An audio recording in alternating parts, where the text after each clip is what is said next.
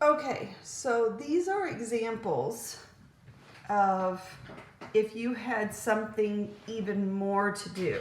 Okay, so what if you needed to collect like terms before you moved it? Okay, so let's just pretend you got to collect some like terms. All right, so I've got a negative 5x minus 16 plus 3x equals negative 23 minus 9x. Okay, that's similar in something that you've done. It's just now we put variables on both sides. So let's look. If we look at this side, we can see that we have a negative 5x and a 3x that can be combined. Then we look at the other side. Okay, so that's something that you'll have to get in the habit of when you see a variable on both sides. Is look at both sides as their own little entity and take care of those at first. So this right here is going to give you a, what is it, a negative 2x, and then you have your minus 16, or subtract 16, and then you just carry down the rest of it. Now you're right back to combining like terms. Okay, so I'm going to take the 9 over here because it's going to give me a positive. It's going to give me a 23, okay, a negative 16, and then we've got a 7x. Then I'm going to take that 16 over. Okay, my alarm keeps going off. Okay. Right, so this is 39.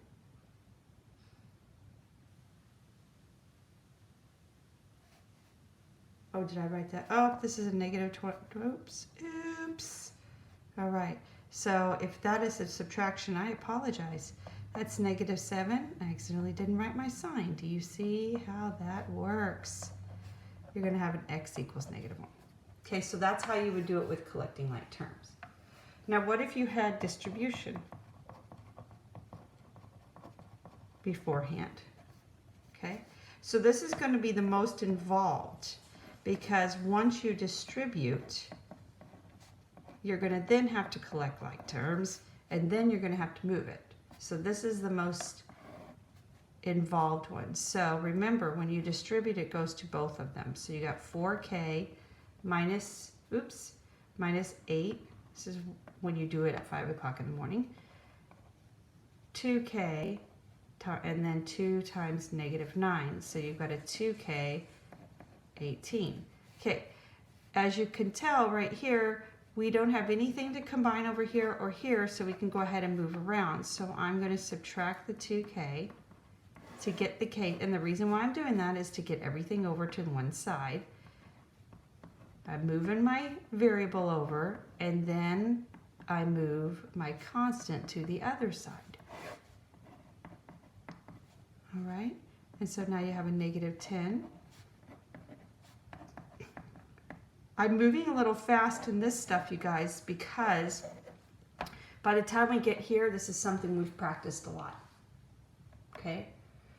So that's two different ways. When you get this video, you can always freeze frame it if you need to, because these are going to come up later. But for today, all you're going to be practicing is you're not going to have collecting like terms or distribution when you practice today. Okay, so I gave you the answers. Okay, I'm moving this way for a second. So I gave you the answers for the worksheet. This is another way that they tell you what you need to do first, but you're also going to get this little sheet. Okay, so like I said, you won't be doing distribution or like terms, but you're going to be doing these 3 today. All right? So good luck. Make sure that you have all your work in each one of these. Check your answer. If you come up with this answer, that means that you did it right. Okay, I'll see you guys tomorrow. Bye.